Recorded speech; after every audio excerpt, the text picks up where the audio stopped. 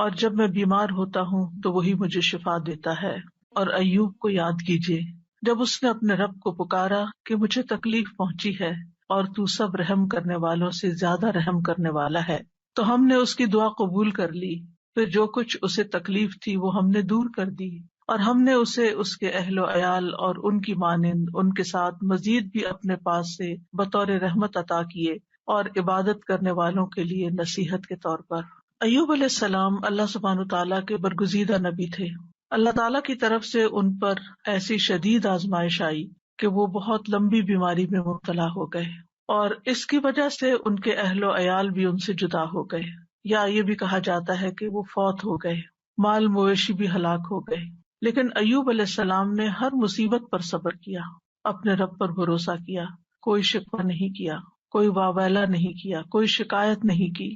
جب تکلیف حد سے بڑھ گئی تو انہوں نے اللہ تعالیٰ سے دعا کی، اے میرے رب، مجھے بیماری لگ گئی ہے اور تو رحم کرنے والوں میں سب سے زیادہ رحم کرنے والا ہے۔ تو اللہ سبحانہ تعالیٰ نے ان پر اپنی رحمت نازل کی، ان کی دعا قبول فرمائی، اور حکم دیا کہ زمین پر اپنا پاؤں مارو۔ انہوں نے پاؤں مارا تو ٹھنڈے پانی کا چشمہ نمودار ہو گیا۔ حکم ہوا کہ اسے پیو اور اس سے غسل کرو۔ وہ مبارک پانی پینے اور اس پانی کے ساتھ غسل کرنے سے ان کی ساری بیماری دور ہو گئی، یعنی پانی ان کے لیے شفا کا باعث بن گیا اللہ کے اذن سے، اور وہ پوری طرح صحت مند ہو گئے۔ اللہ تعالیٰ نے انہیں ان کے گھر والے بھی عطا فرما دیے اور اتنے ہی اور بھی دے دیے۔ وَأَيُّوبَ إِذْ نَادَى رَبَّهُ، اور ایوب کو یاد کیجیے علیہ السلام جب اس نے اپنے رب کو پکارا۔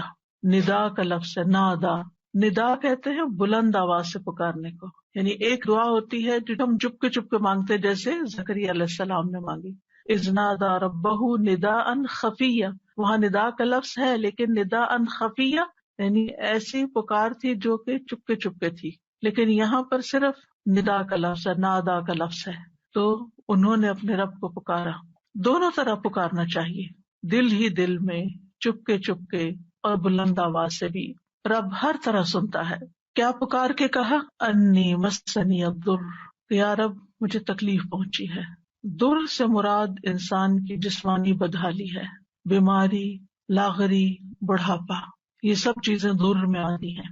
وَأَنْتَ أَرْحَمُ الرَّاحِمِينَ، اور آپ سب رحم کرنے والوں میں سب سے بڑھ کر رحم کرنے والے ہیں۔ کتنا خوبصورت انداز ہے پکارنے کا، دعا کرنے کا، مختصر الفاظ ہے، کوئی لمبی چوڑی باتیں نہیں ہیں، چند لفظ ہیں لیکن بڑے ہی جامع لفظ، اور کسی چیز کا مطالبہ بھی نہیں کیا، صرف رحم کی درخواست کی، یعنی اللہ تعالیٰ کی رحم کا ایک طرح سے واسطہ دیا۔